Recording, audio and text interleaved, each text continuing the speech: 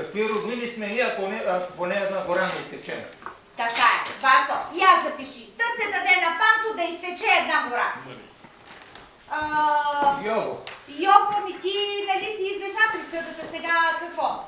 Да получа държавна служба, сега знам за поедите по-добре от съдия. Например, ако си осъден по член 236 във връзка с 117а, може да ги заобиколиш по член 106, което ти признават смягчаващи вината обстоятелства. Васо, я запиши да се даде на Йово служба такава, че да използва държавата неговите знания. И още нещо, както живки. Издействаме на държавна пенсия. Ма да ти цял живот по затворите, каква държавна пенсия търсиш? Йово, тия, които получават пенсия, са служили на държавата.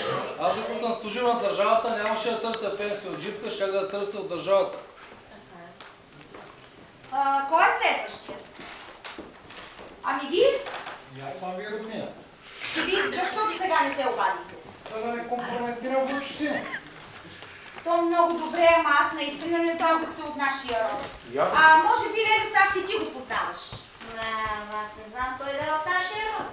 И аз не го познавам. И аз. Аз съм ви роднина по женска ли. Преди 20 години, когато мама умря на смъртен одър, ми рече: Синко, не те оставям сам на този свят. Ако имаш нужда от нещо, иди при война си жив. Министершата. Преди 20 години. А как се казваше покойната ти майка? Мара. А баща ти?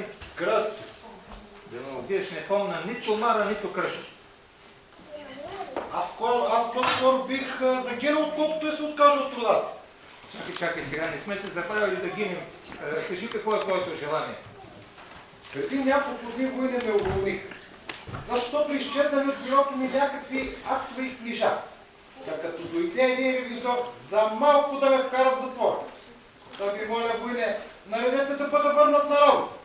Войчо Васов, запиши, да бъда върнат на работа, но с компенсация и с повишение. Ами, Сойото остана само ти. Аз ако може на мене. Не, тук как се казва, бе, пред всички е открито. Добре, де, няма какво да крия. Како живки, ти знаеш, че аз се развеждам, ама моя мух се опъл. Защото ако се разведем, ще дели. Та те моля, како живки, жива да си разведиме. А това, че някой се кашля, ми е напълно безразлично. Абе, жената усеща потребността и пречи от разни формалности. Васо, и аз запиши Сойчето да се разведе без формалност. Сега, Живке, виждаш, бяхме кратки. Зарадвай ни и вие ще те споменаваме с благодарност. Тъй. Ами, хайде сега да ставате да си ходите вече. Чакайте, искам да ви дам и по една от моите визитки, е така за спомен.